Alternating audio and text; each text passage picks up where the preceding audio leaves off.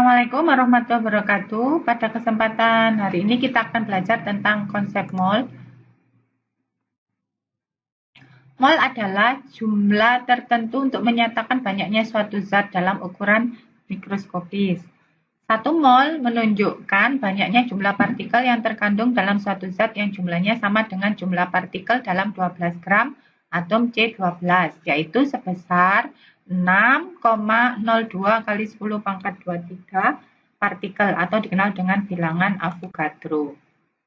Untuk menghitung mol, kita bisa menggunakan rumus hubungan antara mol dengan gram atau massa, mol dengan volume, atau mol dengan jumlah partikel pada bagan berikut.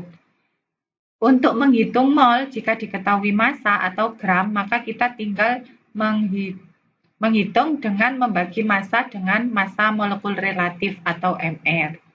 Untuk menghitung mol, jika diketahui volume pada kondisi standar, temperatur and pressure, maka kita tinggal membagi volume dengan 22,4 liter, sehingga diperoleh mol.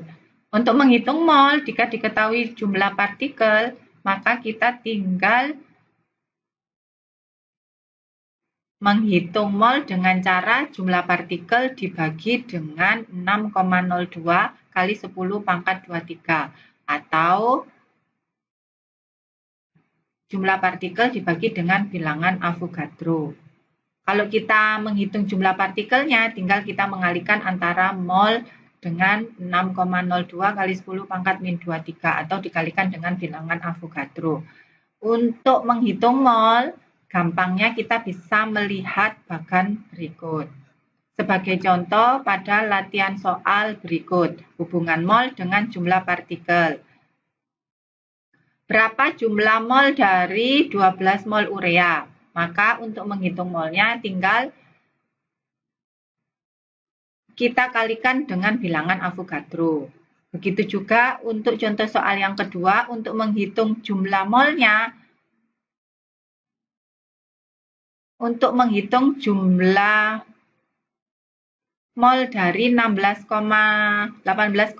kali 10 pangkat 23 molekul NaOH, maka kita tinggal menggunakan rumus jumlah partikel dibagi dengan bilangan Avogadro sehingga ketemu molnya.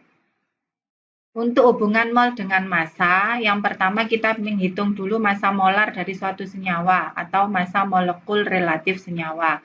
Misalnya MrNa2SO4, maka cara menghitungnya 2 kali ArNa ditambah ARS ditambah 4 kali ARO.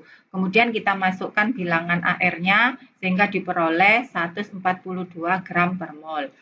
Kalau kita menghitung mol jika diketahui massa seperti pada contoh soal berikut, maka untuk menghitung molnya tinggal massa dibagi dari MR senyawa tersebut sehingga diperoleh mol. Untuk contoh soal yang kedua juga caranya sama, seperti pada soal berikut.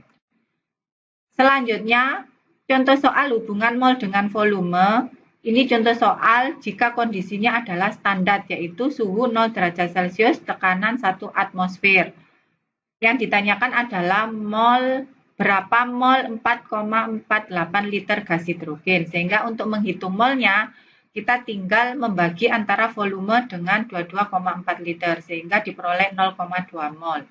Begitu juga untuk contoh soal yang kedua, caranya sama. Selanjutnya, apabila kita dalam penyelesaian suatu perhitungan kimia sederhana yang hubungannya dengan konsep mol dapat dilakukan beberapa langkah sebagai berikut. Yang pertama, kita harus menuliskan suatu persamaan reaksi yang setara apabila reaksi tersebut belum setara. Kemudian kita menghitung jumlah MR senyawa, kemudian menghitung jumlah mol yang diketahui, baru menghitung jumlah mol yang ditanyakan berdasarkan dengan perbandingan koefisien. Yang terakhir yaitu menyesuaikan jawaban dengan pertanyaan yang ditanyakan dalam soal. Seperti pada contoh soal berikut.